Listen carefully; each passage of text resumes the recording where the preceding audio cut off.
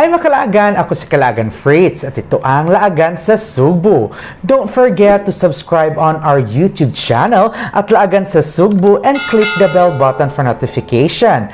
Like our official Facebook page at Laagan sa Cebu. It's another pageant episode and another pageant king na naman ang machichikahan natin sa araw na to. Help me welcome Mr. Island Tourism 2023 who will be representing Oslob, Cebu. We have Mr. Anthony. Yes. Hello, Anthony. How are you? I'm doing good, sir. Thank you for having me. No, thank you for guesting here at Lagan sa Cebu. Now, if you don't mind, are you a purely Cebuano or may mix ka na? Yeah, I'm actually half Nigerian, half Filipino. My dad is Nigerian. He's in the US, in Texas, and my mom is a Filipina. So I was actually just born and raised here in the Philippines. So kabawra ko magbisaya. I know how to speak in Tagalog as well. Not so good, but I can manage. And then, yeah.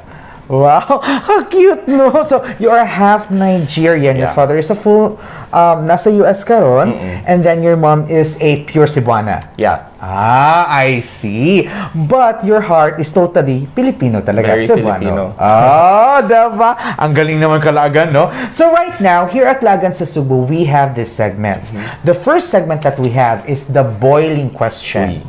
But the question is, are you ready? Ready. All right. Now, there are boiling questions in front of us. I want you to pick one first and give it to me. Go ahead. Okay. All right. Oh, the long one. Agad-agad. All right. Your first boiling question is, a pageant crown can give you fame and influence, but so can social media and other online channels. How can pageants still attract young men through its platform when the internet can make instant celebrities out of content creators? Yeah, I think this is something that a lot of people have really been thinking about. And for me, there's a huge difference between the two, beauty pageants and content creation. As its name suggests, content creation. So a lot of people or a lot of influencers create content for that, purpose. And it's up to them what to do with that kind of media, whether they can monetize it or whether they just distribute it for free. And for me, beauty pageants is, we have to see the importance of beauty pageants as well, because just like me, I'm joining Mr. Island Tourism, and that's because I want to promote tourism of the Philippines. And one thing too is that, young males like me, we join pageants to, promote our advocacy, stand up for what we're really passionate about, and, make it an avenue for us to really, influence the youth and make sure that we are making a change in the world as well. Absolutely. Kasi naman, when it comes to pageant, one of the important thing then is the advocacy. Yeah. Diba? Yeah, the advocacy is really important. And just like Mr. Island Tourism and a lot of beauty pageants in the Philippines, a lot of times they do community work, charities, cleanup drives. And again, we really have to see the relevance in that too, because it's such a wonderful thing to have an opportunity to do those kinds of activities. Yes, especially Mr. Island Tourism is promoting tourism, which is the Philippines. Yeah. Diba? Okay, now pick your next boiling question. This one. Alright. Ooh, mahaba pa rin. Okay, your next boiling question is, if you win Mr. Island Tourism Philippines 2023, how would you work to demonstrate this as an empowering and progressive organization? Yeah, I think, Mr. Island Tourism is actually a very fresh pageant. It's only been 2 years in the making, and it has shown a lot of success, and it's such a wonderful avenue for me also. And if I were to win the title Mr. Island Tourism Philippines 2023, I think that the best way to demonstrate this is to be a good and positive role model in society, because a lot of people will look up to you and a lot of communities will also look at you. So it's such a good and important thing to be someone people can follow and be a good influence in the world. It's also important that I can be a leader to them as well. I can spearhead change in Philippine tourism, because what I want Philippine tourism to be is to become more inclusive, diverse, and of course, even more progressive. So I think that's the best way for me to really try to demonstrate what the organization can make.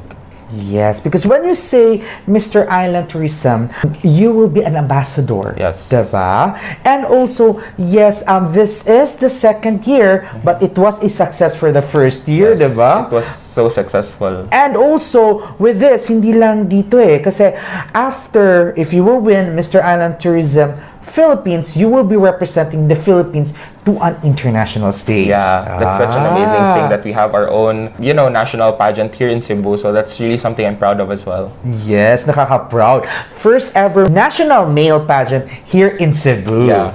Okay, pick your next boiling question. Oh, it's getting more interesting, Makalagan. Okay, your next boiling question is, what would you rather be? A person who leads or a person who innovates? I think I would rather be the person who innovates, and that is because personally, I think that I am a creative person and I have a lot of ideas as well. And even if I'm not a leader per se, I think that I could still be an extension of help. And for me, at the end of the day, we're all leaders in our own way and right. Correct. We are all leaders in our own right. Tama. Yes. All right. Pick your last but not the least boiling question. Okay. Your last but not the least boiling question is, as an ambassador of tourism, what would you do to promote the tourism industry worldwide? So since it's worldwide, we really have to utilize something that's, everyone's been using right now, which is really social media. And that's not going to be a hard thing to do, especially since we all know that the Philippines is really a melting pot of different, tourist spots, pristine beaches, amazing highlands and cities. And I think, again, that the best way would be to really use social media to promote the Philippines and encourage tourists to come and visit our country.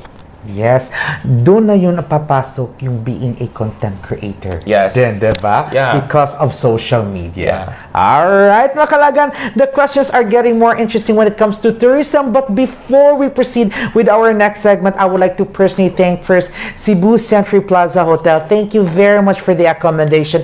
And I would like to personally thank Team Flora Dermatologica for always making me fresh, because I am Team Flora Touch. Now, let's lighten up, let's loosen up, because our next segment is the Fast Talk. Fast Talk. Okay, are you ready? Very ready, sir. All right, Fast Talk, long or short? Long. How many times do you take a bath? Twice a day. No cell phone or internet? No internet. Sex or chocolate? Chocolates. Walang tulog, walang kain? Walang kain. Shoe size? 11.5. Brief or boxers? Boxers. Island life or city life? Ooh, city life. Beauty or brain? Brains. Travel or books? Travel. Sweet or spicy? Spicy. YouTube or Netflix? Netflix. Lips or chicks? Lips. Hashtag ng buhay mo. Ooh, hashtag would have to be embodying confidence in diversity. Oh, galing! Alright, Candy, please invite our Laagan sa Cebu viewers where we can follow you, your social media platform, and how we can support you for the upcoming Mr. Island Tourism 2023. Go ahead. Yeah, so I'm inviting everyone to watch us. It's gonna be on April 30 at Golden Peak Hotel, or we're just gonna announce it on our page, which is gonna be Mr. Island Tourism Philippines 2023. And I do hope that you follow me on my Instagram. That is TonyKens _ TonyKens_. Alright, Makalagan, once again, we have Mr. Island Tourism Philippines 2023 who will be representing Oslob, Cebu. We have Mr. Anthony.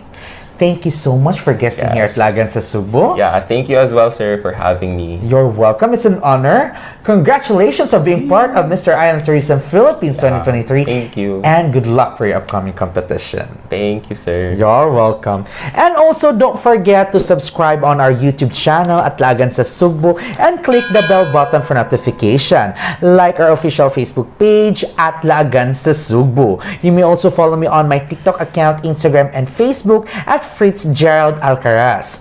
Once again, ako si Kalaagan Fritz, nagsasabi, stay safe, be a responsible Kalaagan, and this is Laagan sa Cebu.